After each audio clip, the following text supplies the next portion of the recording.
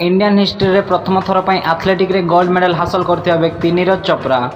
सतीश कुमार एवं सौरज देवी औरसरू जन्म होता से ही व्यक्ति नीरज चोप्रा जी कि 120 कोटी लोक 120 वर्षर अपेक्षार फल को मात्र 12 वर्ष बयस 12 वर्ष ट्रेनिंग रे सफल कर पारिथिले। 24 डिसेम्बर 1997 रे हरियाणार खांद्रा नामक ग्राम रे से जन्मग्रहण करथिले। कृषि उपरे निर्भर करी चलुथिबा एक जॉइंट फैमिली रे से जन्म होइथिले। छोट पिला बेलरू सांगमानक सह मिसी महू संग्रह करने को जंगल को जीवा बाहर बुलबारे तांको समय बीतुथिला। तांको 12 वर्ष समय बेलू से बहुत मोटा होइथिबारु तांको बापांको निर्देश अनुसार निकटस्थ स्पोर्ट्स ग्राउंड रे रनिंग करने पाई जाउथिले। गोटे दिन अचानक भाव में तांको दृष्टि पड़ जाइथिला जैवलिन थ्रो उपरे।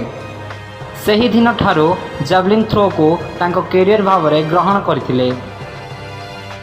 2016 रे वर्ल्ड जूनियर चैंपियनशिप एवं साउथ एशियन गेम एवं 2017 रे भुवनेश्वर रे होइतिबा एशियन चैंपियनशिप 2018 रे कॉमनवेल्थ गेम्स एवं रिसेंटली होइतिबा टोक्यो ओलंपिक्स रे गोल्ड मेडल ही हासिल करथिले। ओलंपिक रे फिंगिथिबा 87.58 मीटर रो जैवलिन थ्रो रो पाखतड़ मध्य केही लागि नथिले।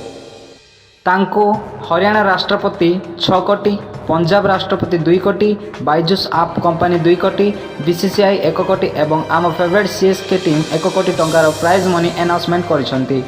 नरेंद्र मोदी आज अगस्त 15 रे नीरज चोप्रा को मिसिबा पाए आयोजन करिसंती। से 2016 रे आर्मी सर्विस रे मध्य जॉइन होइथिले। ए वीडियो को शेष पर्यंत देखिथिबार धन्यवाद। जय जगन्नाथ।